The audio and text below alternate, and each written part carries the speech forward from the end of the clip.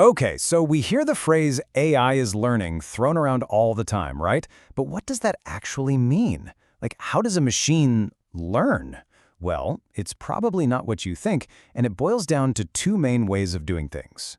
One is kind of like having a teacher guide you, and the other? That's like being an explorer, discovering things all on your own. Let's dive in. Right, so when we talk about AI learning, it's not like it's cramming for a test or memorizing textbooks. Nope, it's all about one simple, powerful idea, finding patterns in data. And how it finds those patterns? Well, that's where things get really interesting, because there are two totally different approaches. And those two methods are called supervised and unsupervised learning. Now, I know the names sounded a little bit technical, a little jargony, but I promise the ideas behind them are super simple.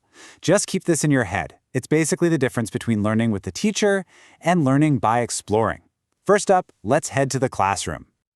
All right, Section 1, Learning with the Teacher.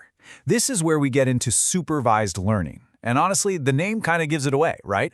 This is all about learning with a guide, with someone or something showing you the ropes. It's actually the most common type of machine learning you run into every single day.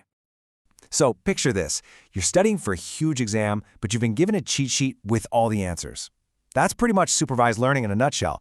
We give the AI a massive amount of data, but here's the key. Every single piece of that data is already labeled with the correct answer. The teacher here isn't a person. It's the data itself, pointing out, hey, this is what you're supposed to be looking for. Okay, so how does this actually work in practice? Well, it's a three-step dance. First, the input. We feed the machine, say, thousands and thousands of pictures that are all neatly labeled cat or dog. Step 2 is training. This is where the model just churns through all those examples, trying to find the patterns. You know, what makes a cat look like a cat and not a dog? Whiskers, pointy ears, that kind of thing.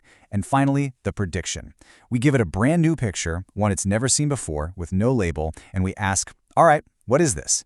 Its answer is a prediction based on everything it just learned.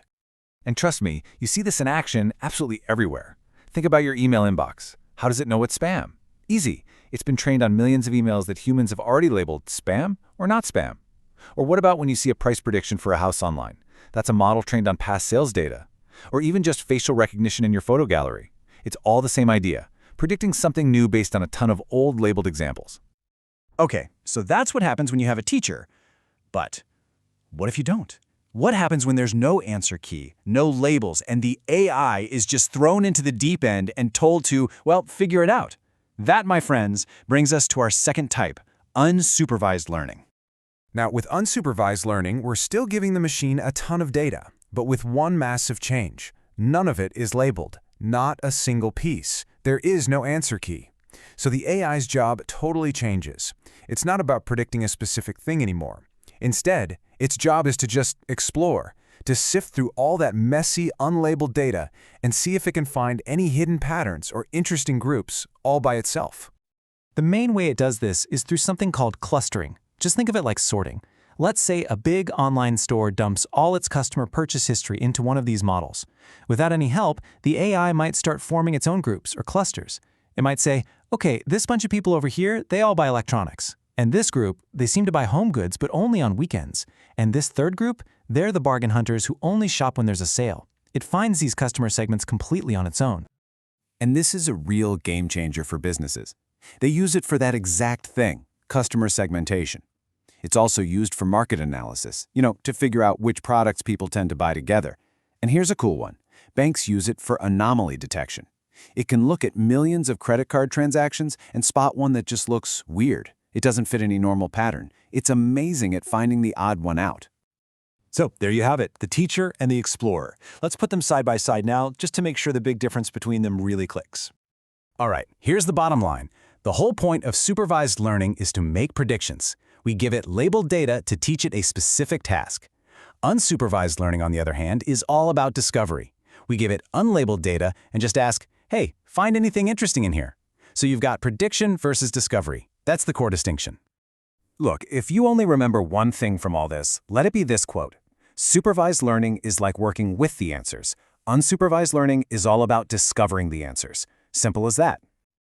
So you might be thinking, okay, are these two things competing? Is one better than the other? And the answer is, not at all. Actually, they're more like two different paths that are both heading to the exact same destination. And this is where it all comes together so beautifully. One method, supervised, learns from what we already know. It helps us get really good at tasks we can already define. The other, unsupervised, is the explorer. It dives into what we don't know, helping us find brand new insights we wouldn't have even thought to look for. And when you put them both together, well, that's when you get truly powerful AI. You're combining the ability to learn from examples with the freedom to just explore. And what you end up with are machines that can go beyond just following our instructions. They can start to find meaning in data all on their own. And that leaves us with a pretty mind-bending idea to chew on. If machines can learn from both what we teach them and from what they discover on their own, what does that mean for the future? The really big question isn't just about what AI will be able to do for us, but what completely new questions it's going to help us ask and maybe even answer.